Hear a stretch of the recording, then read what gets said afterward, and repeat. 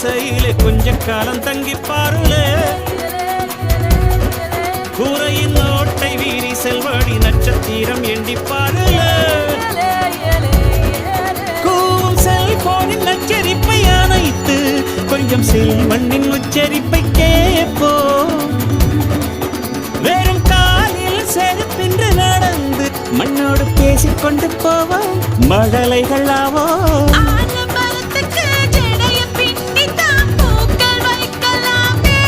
உரோரம் ஐயனாரிடம் கத்தி வாங்கித்தான் பென்சில் சீவலாமே